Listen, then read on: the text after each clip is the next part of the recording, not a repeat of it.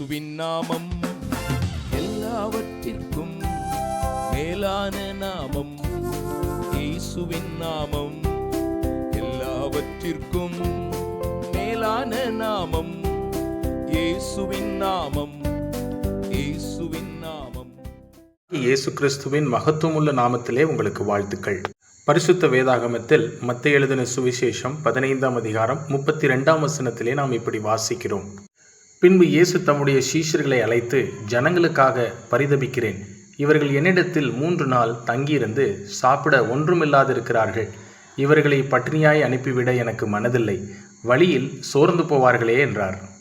இந்த வசனத்தில் ஒரு கூட்ட ஜனங்களை குறித்து நாம் வாசிக்கிறோம். அவர்கள் 3 நாள் ஆண்டவராகிய இயேசு கிறிஸ்துவோடு இருந்தார்கள். இப்பொழுது அந்த கூட்டத்தில் அவர்கள் சாப்பிடும்படி ஒன்றுமில்லாதிருந்தது.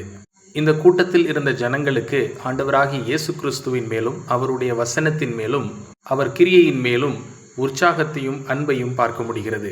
ஆண்டவராகிய இயேசு கிறிஸ்துவுக்கு பின் செல்லும்படி அவர்கள் எந்த ஒரு பிரயாசத்தையும் அல்லது சோர்வை குறித்து எந்த ஒரு கவலையும் படவில்லை. இரவும் பகலும் அவர்கள் தேவனோடு இருந்தார்கள்.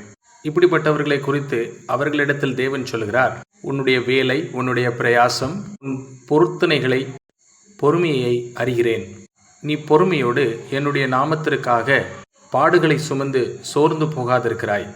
தேவன் மேல் விசுவாசம் வைத்து அவருக்கு பின் செல்கிறவர்களுக்கு தேவன் சொல்கிறார், பாருங்கள், உங்களுக்காக ஒரு வாசலை திறந்து வைத்திருக்கிறேன். ஒருவராலும் அதை அடைக்க முடியாது. உன் பெலன் குறைந்ததாயிருந்தும் வசனத்தை கை கொண்டாய்.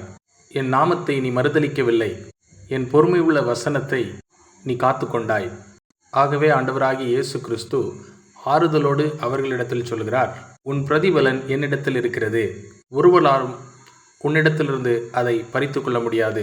தேவனிடத்திலிருந்து, தேவனுடைய வார்த்தையிலிருந்து, தேவனுடைய கிரியையிலிருந்து, தேவன் மேல் விசுவாசம் கொண்டு தேவனிடத்தில் அன்பு வைக்கும்படி தேவனிடத்தில் உங்களுக்காக இதுவே எங்கள் ஜெபமாயிருக்கிறது.